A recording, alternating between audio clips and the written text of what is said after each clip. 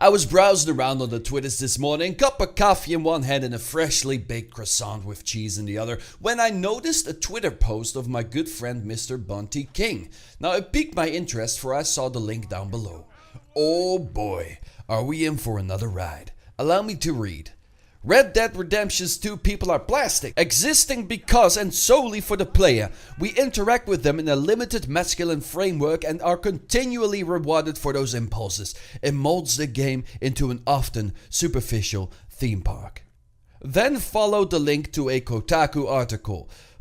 Now, needless to say, I instantly replaced the croissant with cheese with a pitchfork and leaped on my typewriter for this video like a gazelle. But I decided to actually read the article first and then contemplate whether to rally the horde with pitchforks before or after eating my croissant with cheese. So I read. Now allow me to summarize the article real quick. So the NPCs in Red Dead Redemption 2 are husks. They walk around and basically create an enormous theme park for the player to interact with the way they so well please. An interesting notion with some truth to it.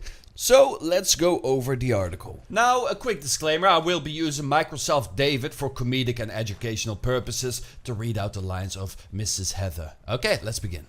The world reacts to the player. Shoot someone in the leg and they might end up with a prosthetic the next time you see them. Leave a carcass by the side of the road and come back a few days to find bones. Penis.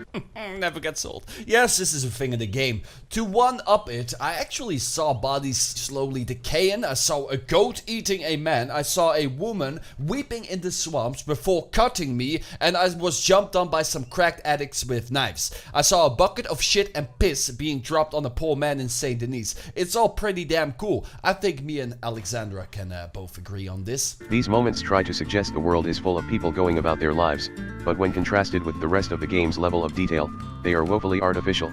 The scenes start to show, and it's obvious that Red Dead Redemption 2's people only exist in relation to me and are defined solely by what I can do them. I can't do them. I can do them. Never mind that. Either way, yes, the NPCs don't have a grand plan. They don't have actual lives. They don't walk up to you and ask you how your day's been, how your day at school has been, if Heather from your work's cafeteria took another massive dump in the coffee. No, indeed, the NPCs' relations exist around you, for you. But, and there are a bunch of buts in this video, what are you actually expecting? That these NPCs have fully fleshed out lives and stories to tell every time you walk into this world? That they actually have constant things to do? That every single NPC is absolutely unique? Sure, the 3-line conversation isn't exactly super immersive, but tell me, Heather Alexandra, do you think that it is possible in the current day and with the technology that we have to have Series walking around everywhere pleasing your every conversational desire? Do you think it is possible to follow around an NPC to meet his wife, family, boss, and then see what he's up to in the weekend? Maybe if he is the kind of guy that wipes from balls to ass or ass to balls. No, we do not have that technology just yet. Maybe soon. Westerns are a complex and problematic genre tied to a violent history that gave rise to the myth of the gun as an egalitarian tool. Example: the oft-quoted God made man, Sam Colt made them equal, and rugged, self-reliant masculinity.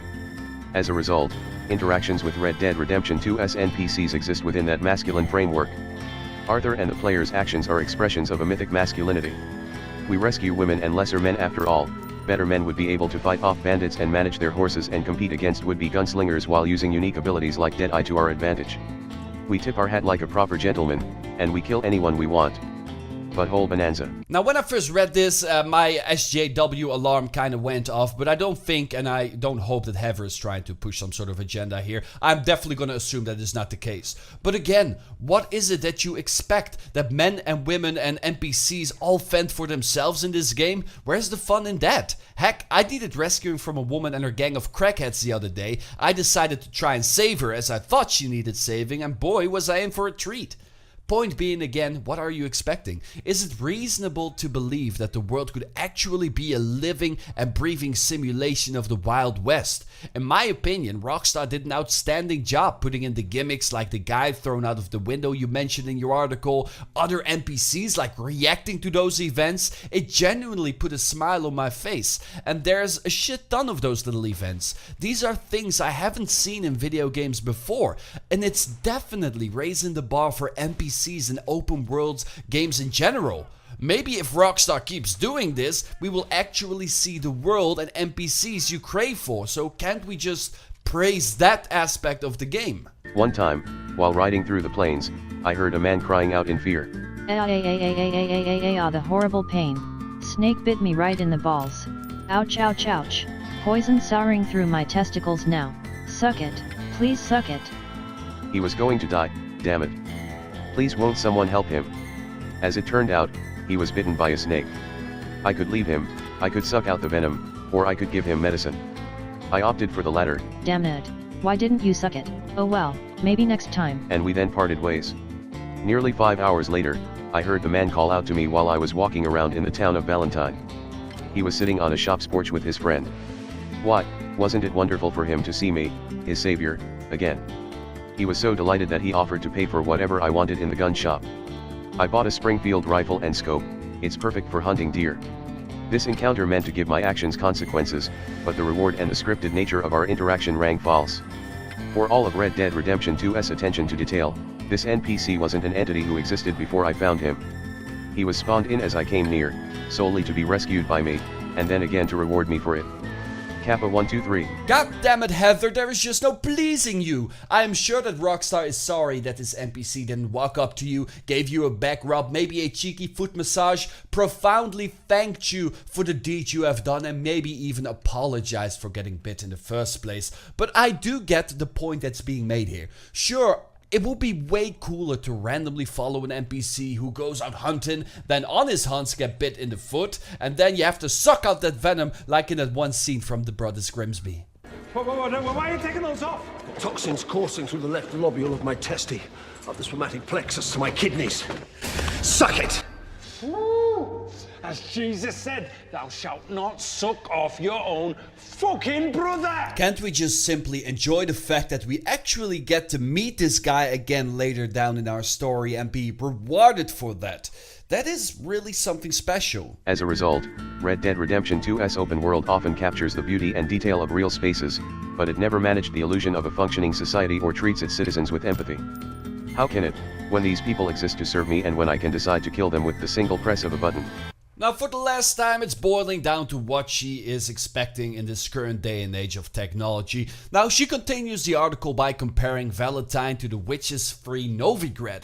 In case you haven't played The Witcher 3, Novigrad is the biggest city in the game. And to be fair, Witcher 3 is amongst the best games ever made. But to call this the prime example of a city done right, well, no. This entire city does not interact with the player at all. Everyone is doing their own thing really, from walking around, standing around merchants, listening to music, dancing, just having conversations, which is great, but in a way, that is exactly what Red Dead Redemption 2 does. Plus, you get the fact that these random events and encounters just seamlessly blend in with those NPCs going about their business. Now, I'm not going to take jabs at Witcher 3, because that game is actually fantastic, but comparing those two cities is very silly, for they are really similar, and I think that Red Dead 2 one-upped the entire city and NPC situation by putting in those interactions.